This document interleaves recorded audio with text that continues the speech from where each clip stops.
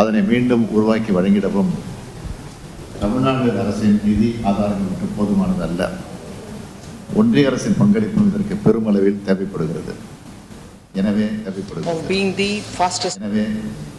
Michaung புயலால் பாதிக்கப்பட்ட மாவட்டங்களில் உள்ள குடும்பங்களுக்கு வாழ்வாதாரங்களை மீட்க தேவையான உதவிகளை வழங்கவும், பல்வேறு வகையான சமூக உட்கட்டமைப்புகளை மீட்டுருவாக்கம் செய்யவும் ஒன்றிய அரசுக்கு நீங்கள் உரிய பரிந்துரை செய்து தமிழ்நாடு அரசு கோரியுள்ள தொகையை பெற்றுத்தர வேண்டும் என்று அன்புடன் கேட்டுக்கொள்கிறேன். First of all, I would like to thank all of you for this speech of kindness in Tamil Nadu.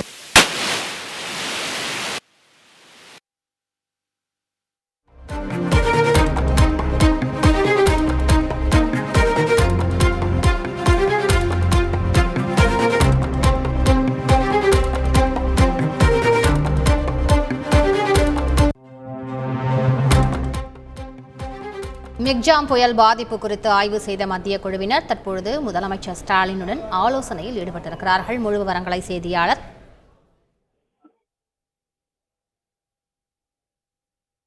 Bhaskaran சொல்ல கேட்கலாம். பாஸ்கர், இந்த ஆலோசனையின் முழு விவரங்கள் என்ன? பாஸ்கர், தேசிய பேரிடர் மேலாண்மை ஆணையத்தினுடைய ஆலோசகர் குணால் அவர்கள் தலைமையில ஒரு 6 பேர் கொண்ட குழு சென்னை, திருவள்ளூர், காஞ்சிபுரம் மாவட்டங்கள்ல பாதிக்கப்பட்ட பகுதிகளில் கடந்த 3 நாட்களாக ஆய்வு மேற்கொண்டிருக்கிறார்கள். அந்த ஆய்வு மேற்கொண்டவர்கள் இன்று தமிழகத்துல தலைமைச் செயலாளர் ஏற்கனவே ஒரு சந்திப்பை முடிவிட்டு அதற்கு பிறகு தற்போது தலைமைச் செயலகத்துல முதலமைச்சருடன் இந்த சந்திப்பு என்பது நடைபெற்று வருகிறது. இந்த சந்திப்புல அமைச்சர்கள் மற்றும் அதிகாரிகள் பங்கேற்கிறார்கள். தேசிய பேரிடர் மேலாண்மை ஆணையத்தினுடைய ஆலோசகர் குணால் தலைமையில 6 பேர் கொண்ட குழுவினர் வருகை தந்து தமிழகத்துல இந்த புயல் வெள்ள பாதிப்புகளுக்கு தமிழக அரசு மேற்கொண்ட நடவடிக்கைகளுக்கு பாராட்டு தெரிவித்திருந்தார்கள். 2015 மழையோடு ஒப்பிடும்போது இது பெருமழையாகவும் புயலாகவும் இருந்தது. ஆனால் பாதிப்பு என்பது குறைவாக இருக்கிறது. 5060 கோடி ரூபாய் அளவுக்கு நிதி கோரப்பட்டிருக்கிறது. நாங்கள் 1 வார காலத்துக்குள் நாங்கள் எங்களுடைய அறிக்கையை மத்திய அரசுக்கு சமர்ப்பிப்போம். அதன் அடிப்படையில் தான் மத்திய அரசு நடவடிக்கை எடுக்கும். முதல் கட்டமாக 450 கோடி ரூபாய் நிதி ஒதுக்கப்பட்டிருந்தாலும் மழைவள பாதிப்புகள் அதிகமாக இருக்கிறது. ஆனால் மீட்பு நடவடிக்கைகள், நிவாரண நடவடிக்கைகள் பாராட்டத்தக்கதாக இருக்கிறது. முன்னெச்சரிக்கை நடவடிக்கைகளும் சிறப்பாக எடுக்கப்படுகிறது என்பதெல்லாம் மத்திய குழு தமிழக முதலமைச்சரிடம் தெரிவித்திருக்கிறது. தமிழக முதலமைச்சரும் பல்வேறு கோரிக்கைகளை முன்வைத்திருக்கிறார். வாழ்வாதாரத்தை மீட்டெடுப்பதற்கு நிதி அதிகம் தேவைப்படுகிறது.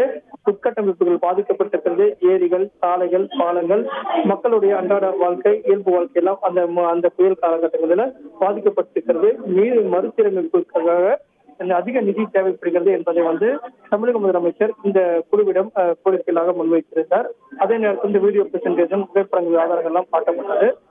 மத்திய குழுவும் நேரடியாக கலாய்வு மேற்கொண்ட பிறகுதான் இதை சந்திக்கிறார்கள். இதன் காரணமாக களத்தில் பார்த்தது அந்த video presentation, power point presentation எல்லாம் பார்த்த காட்சிகளை எல்லாம் அடிப்படையாக கொண்டுதான் நிதி என்பது ஒதுக்கப்படும். அதற்கு முன்னதாக மத்திய அரசுக்கு இவர்களுக்கு கொடுக்கக்கூடிய அறிக்கை என்ன சொல்கிறது என்பதை குறித்துதான் மத்திய அரசு கூடுதலாக நிதியை ஒதுக்கும். அந்த வகையில இந்த சந்திப்பு முக்கியத்துவம் பெறுகிறது.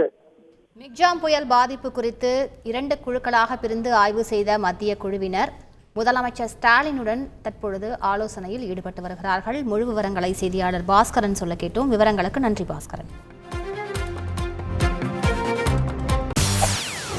செய்திகளை உடனுக்குடன் தெரிந்து கொள்ள உடனே சப்ஸ்கிரைப் பண்ணுங்க.